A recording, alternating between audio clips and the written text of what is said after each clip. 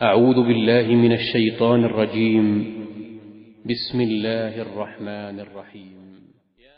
بسم اللہ الرحمن الرحیم۔ السلام علیکم ورحمۃ اللہ وبرکاتہ۔ بات کریں گے خواب کے اندر چربی کھانے کے حوالے سے کہ اگر کسی نے خواب کے اندر چربی کو کھایا ہے تو اس کے لیے اس کی کیا تعبیر ہے، اچھی ہے، بری ہے، اس حوالے سے مکمل طور پر وضاحت کریں گے۔ اس سے پہلے آپ سے یہ گزارش ہے کہ اگر آپ نے ہمارے چینل کو سبسکرائب نہیں کیا تو ضرور سبسکرائب کریں، کیونکہ روزانہ اسلام فقی مسائل اور خوابوں کی تعبیرات کے حوالے سے ویڈیوز جو ہیں اپلوڈ کی جاتی ہیں۔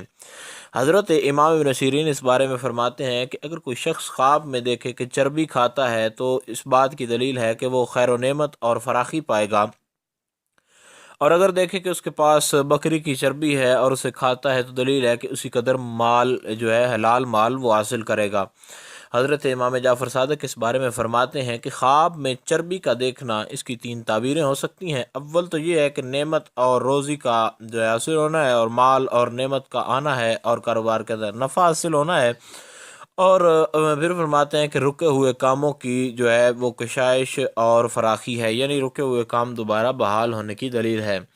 تو خواب کے اندر چربی کھانا دیکھنا یہ ہر اعتبار سے بہتر ہے ایک صورت میں کہ اگر اس نے چربی کو ضائع کیا ہے یا پھینکا ہے تو اس صورت میں جو ہے اس کے لیے کہ، لیکن یہ بھی یہ ہے کہ وہ چربی جو ہے وہ خراب قسم کی چربی ہے اور اس نے اس کو پھینکا ہو، اور خواب کے اندر مردار کی چربی کھانا یہ جو ہے اس کے حق میں بہتر نہیں ہے۔ باقی خواب کے اندر چربی کا دیکھنا کھانا یہ ٹھیک ہے، اور خراب چربی کا پھینکنا یہ بھی ٹھیک ہے، لیکن اگر ٹھیک چربی جو ہے وہ پھینکی ہے جو کہ ٹھیک ہے کھانے کے قابل ہے تو وہ جو ہے وہ مال کے نقصان کی دلیل ہے۔